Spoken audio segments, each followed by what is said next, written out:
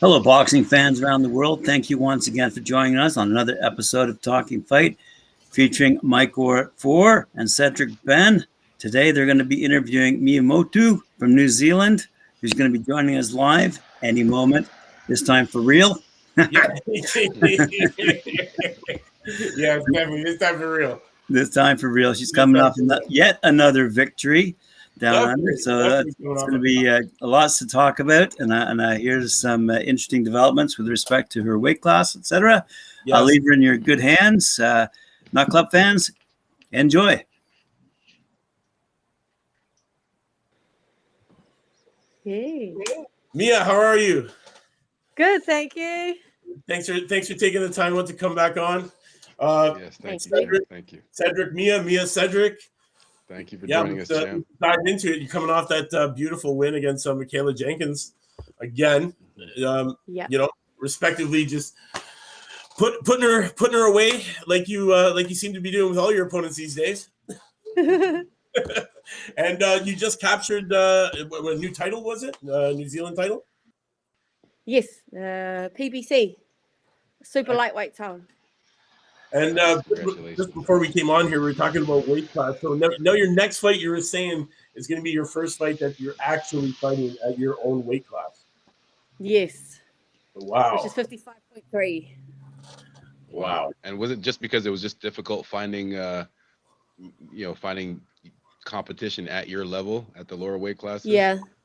There's like no one here at my weight division, so the weights I have to go is like 57, 60, 66, and then as high as we'll go is 71. But yeah.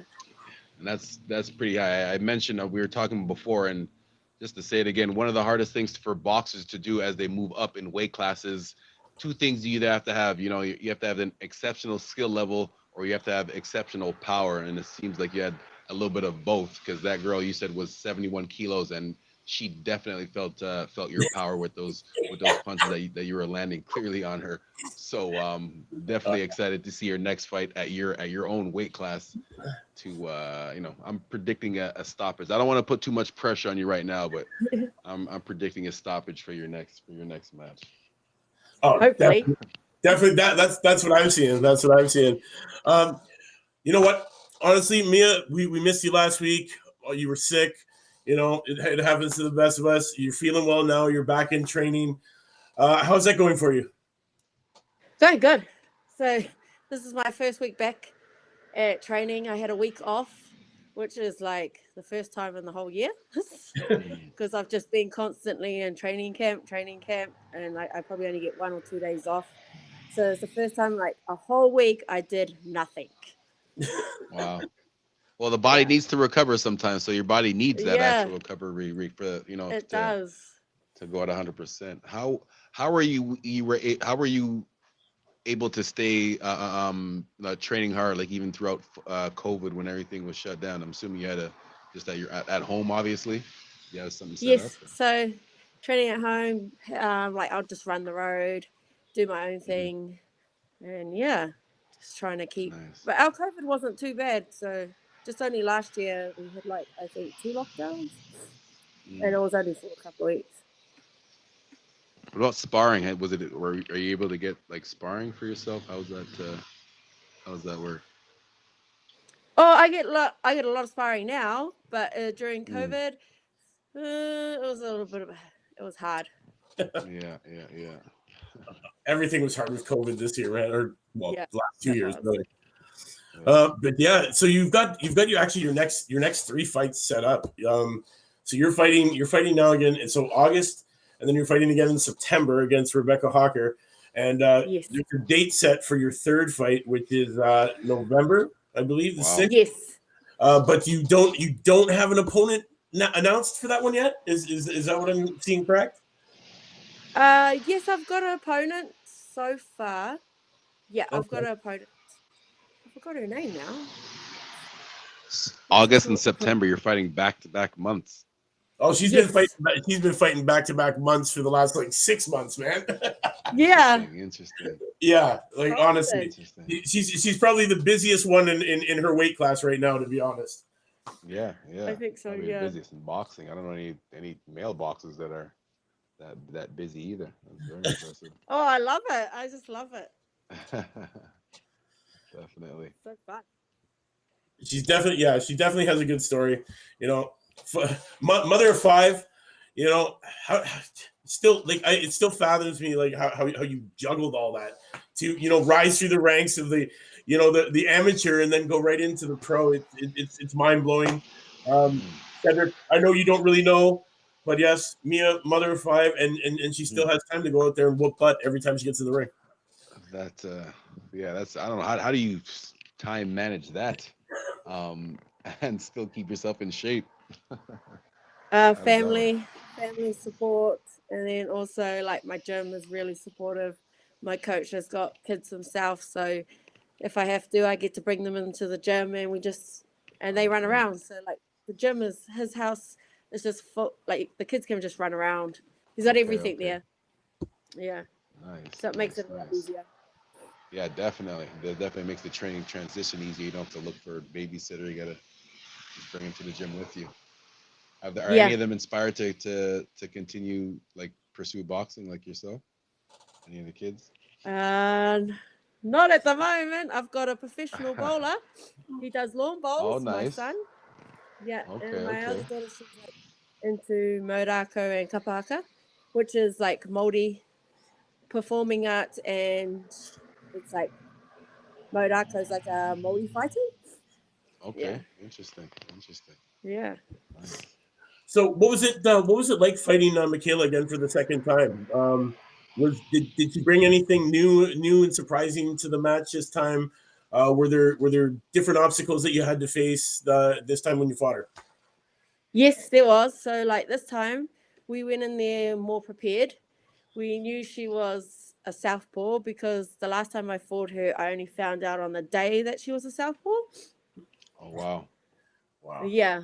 So the second time we were more prepared, and because she was a lot bigger, so which made it a lot different for me. So I had to be a lot more smarter, like try not to. And we had been working on like if she did come in closer, that I had to use my shoulders and be a lot smarter being in the inside with her, because I did feel her weight. It was a lot bigger for me.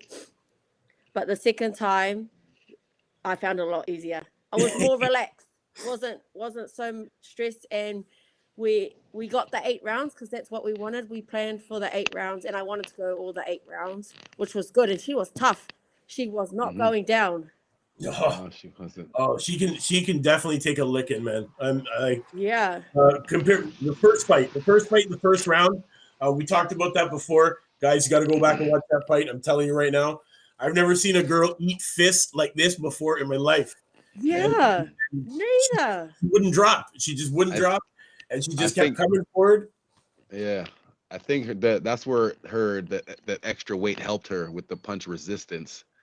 Just being that extra 20-some kilos. That's why I said when you finally face people that are in your own weight class, it might be a different story as far as them being able to last the distance. Yeah. Because I'm like, I'm like a 57, 58 kilo punching a good solid 70 kilo girl. Exactly. And she's just standing. Yeah. Definitely. And that really showed me, like, fighting her really showed me, like, oh, wow, I do really have power. So would you say you 70, go ahead? then I'm like, wow, I'm definitely going to make some damage when I fight my own weight. Exactly. Yeah. Definitely snapping. I used to always look at my coach like, he's crazy. What does he see? Like, honestly, I'm not, like, I never believed that I was a big puncher. And then fighting Michaela, it's like, oh yeah, now I believe it. There you go. You knew it the second time. After you fought it the second time, you knew you had that big power. So what are going to be some of your preparations, I guess, going in for this next fight, considering that you're now going to be fighting at your own weight class and it's scheduled for a 5 round? With Rangi, that she's 66 kilos. Okay. So she's not my weight. She's a bit heavier. And then with the Aussie, Becca Hawks, she's my weight division. Okay. So that'll be the one coming up in August, I believe. Or no, sorry, September. September. Yeah, 17th. September. So, any different kind of preparations you're going to go through for these fights coming up, or are you just going to stick to the same routine, same camp? Definitely going to work a lot more faster now because now they're coming, like, they're lighter. Mm-hmm. So I know that I'll be a lot fitter and stronger. But coming because someone heavier, you've really got to work double time. That's what I found. Yeah. And then when I found, like, fighting people around 60 kilos, when I fought, what's her name? Oh, I forgot her name. The girl that when I won my first belt. That would have been Tanya Reid. Tanya Reid, yes. When I fought her, I felt like I was the bigger person, but I wasn't. I was a smaller person. But my power and speed was just bang on. Yeah. It was. So I reckon fighting people my weight is definitely going to lift up my speed and power. Yeah. Would you say your right hand is your favorite punch since you landed like double-digit amount on the KO in that last fight? You're funny feeling, but I always thought my left rip was my favorite punch. The left hook? Okay. Oh no, the body. To the body. That left to the body? That's been my favorite, but then fighting Michelle, it's been my right hand. Yeah, wow. Yeah. You got some big power in that right hand for sure. Snapping next for sure. Well, she is a southpaw, so you can line up as an orthodox, you can line up your right hand against a southpaw a little bit better. That's and she's definitely tough because she's got multiple belt for Muay Thai. So okay. Yeah, those Thai fighters are pretty strong too. They can take a licking. Yeah, they definitely can take a licking. Yeah, they definitely can. What are the plans for the rest of the year after you fight these next 3 fights? Any insight onto where you're going to be going from there? Are you going to? We're hoping that we can come to the world stage. That is the goal. Okay. So hopefully, by the end of this year, once that COVID and once the borders open, we'll definitely be heading overseas. Nice. That's the goal. That's always been the goal from day one. Okay. First stop where? Where are you going? First stop overseas on your world tour? Yeah, probably the UK. Nice. Who would you like to fight right now in your weight class? I don't know. I actually don't know anyone. Yeah, signs of a true fighter, eh? No matter, just throw him in there. I literally don't go looking. I leave that for my coach to look. And I'm just like, just get me a fight. I'll jump in the ring with anyone. Yeah, I'm assuming it's be anybody in that top 10 list, even top 5. That would give you a challenge. That might give you a challenge. There's so many, so I can't keep up with all the things. I just want to really just get in there and just fight and just keep progressing, enjoying what I love. Yeah, we love watching you do it. To be honest, it's great. You got heavy hands. You know, you never back down. You come straight at it. You push the pace of the fight. Honestly, exciting. It's a good recipe for a champion. We have the guys from the UK actually talking right now and saying hello from the UK. We got Carl and Ray from Last Bell Boxing are chiming in, saying UK the home of boxing. Last Bell Boxing Show. What up? Definitely. I can't wait. So world stage, that's where it's at. You don't care who you're fighting. I don't care. I'm not fussed. Any plans? Any plans on like slowing down or like once these 3 are done, it's like world stage. Let's go. Yeah. That's always been our goal. Like my coach has always said, we'll get the first 10 fights and then we'll start slowing it down from there. And fighting people more my weight. Excellent. Yeah. Nice. Cedric, as a strength and conditioning coach, it's hard to fight up, right? Like weight wise. Definitely, because it's not just as simple as eating more or lifting more weights. You got to be careful when it comes to that stuff. You definitely want to eat a little bit more, but it has to be the right foods. And at the same time, you still want to make sure that you're still sharp with your punches, because with the even just 5 extra pounds for a boxer, you can feel the difference in your punches, Yeah. and stuff like that. It makes you just a little bit more tired. So, um, eating properly, not just it's higher portions. You still want to eat properly, but just a little bit more portions. Yeah. And just basically doing your best to maintain your speed and your power as you move up in weight classes when you're fighting heavier opponents. Right. Definitely agree.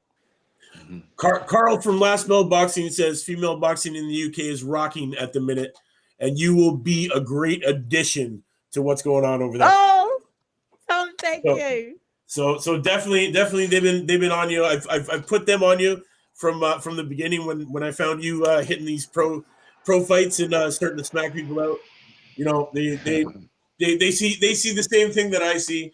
And yes, you're going to be a great addition to that world stage. And honestly, I can't wait to see you get there. I know you're excited. I know you just love to bang it out. True fighter, man. True fighter. Mhm. Quick question. I have your the fight with Miss Jenkins on in the background here.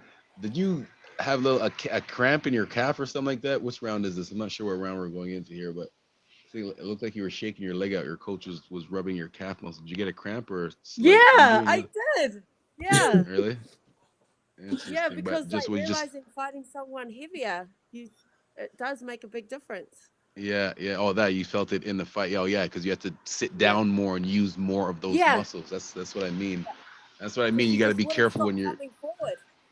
Yes. Yeah. And then having that extra bigger weight it was really driving on my legs, so I had to even sit down more and just for me to really let my power go, because I was like, "Far, man, she just won't stop coming." She's Well, a I machine. get, and when it was your right calf, I think they were massaging, and that makes sense because when you're throwing a power right hand, you really got to press off your calf muscle. You really got to press off your calf muscle to come forward. So it makes sense that it was tight on you. Yeah. Did you just read what Carl wrote?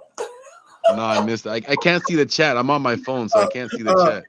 He says, careful though, Mea. They will want to give you a Canadian passport and have you fighting for Canada if you're on the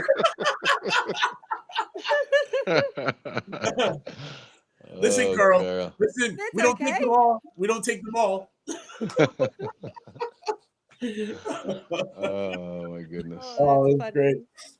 Wait, time out. Random question. Do you think Lennox Lewis is Canadian or from British? the UK or British? Who? Lennox Lewis. Lennox Lewis. Yeah, I just had to make sure I heard right. He's British, isn't he? Ah. Yeah. You know what? I tried this argument for a long time. He won Canada a gold medal. He was Canadian. He was Canadian. Well, he's adopted Canadian. That's what it is. You know what? Anyway, it's a different. Anyway, so we'll get into that another time. Oh man, definitely great. But anyway, Mea, great. You have a great career so far. I really hope you continue with your success. Yeah, man, keep working hard. Keep being an inspiration to the next, not just the next group of women boxers, just boxers, period, as far as staying dedicated and working hard. And yeah, man, we're definitely going to be following your career. Cool. Thank you. As you get better, and you start to become more of a role model for the younger women that are now coming up in the game. How do you what are some of the things that you're doing to guide them if you ever come across it? What I always say, like what I said to one of the females in our gym, I said to her, "You got 2 arms, you got 2 legs, you can do just as what I can do, you can do. Believe it." It's how bad you want it, hey? That's just that simple, right? Yeah. Do you find that there's a lot more women getting involved in boxing in New Zealand in the younger generation? Yes, there is. Yes. Yes, there is. There's a lot more now. I find that they're slowly coming, but see, I just feel like they lack a little bit of confidence. Like, see, my goal is that I find with female boxing here is that they're all worried about, or I don't even know if it's overseas, but I feel like everyone's just worried about their reputation, and like they forget what the like. I don't do it just for my reputation. That's a bonus. I do it because I love it. The passion, the drive. I love jumping in that ring. You see me when I get in that ring, I'm smiling Oh my God, the whole time. because that's what I love. And win Yeah, or yeah, lose, I do it because that's my enjoyment. I'm passionate about it. I don't care about the record. If the record comes like straight wins, that's a bonus. But Yeah. if I lose, it doesn't mean I'm going to stop me. I'm going to just get back up and keep going. Mhm. And that's what I find with L females stands for today. learning. They need to just keep going. Don't let a loss discourage you or put you down. Let it pick you up and do better. You know, Exactly. that's how I feel. Exactly. Pure positivity. I love it. It's, you know what? It's you're a great representation of what female boxing has become. To be honest, you know, you hold your head high. You're not afraid to get in that ring and smash people out. And you know what? You do it with smiles on your face. It's great. Carl from Last Belt Boxing has a question for you. He says, "I'm a big fan of Joseph Parker. Can he reclaim a world title in your view?" Yes, he can. Okay. I believe he can. Okay. There you go. Carl, you heard that. Come on inside. With confidence. I He said believe. that with confidence. You heard that here, Carl. Right here on Knuckle Up at 4 with Mea. With confidence, he will regain a world title. Yeah, he can. Definitely. Well, you know what? We're getting to about that time. We don't want to keep you too much longer. I know it's early in the morning and you got stuff to do over there. Mea, thank you again. Actually, I've got training soon. Oh, well, there you go. You got training to do soon. And I know it's cold over there. You're wearing your winter jacket, so I know you're gonna have to get some hot chocolate before you get out the door. Yeah. So You're Mea, lucky you got nice warm weather. oh my God, I'm dying. I don't have an air conditioner right now, and it's not working for me. Boy. Yeah, that's where this went. That's why this went. It looks good though. It looks good. Thank You look you. younger. Thank you. I think it's a little more dashing. Yeah. I think it suits you better. Thank you. Well, Mea, thank you again for joining us. Knuckle Up fans, Carl, Ray, thanks for watching. Yes, Jab that like, yes. subscribe, knock us out those comments. We'll see you again. Mea, we're definitely going to get you back. Yes, anytime. Love being on here. Have you back. We'll have you back. We love having you on. I know our fans love listening to you. So, yes, for sure. I guess that's it. Whoa. Mike Orr, 4. Champ. That's it. Thank you. All right. Okay, bye.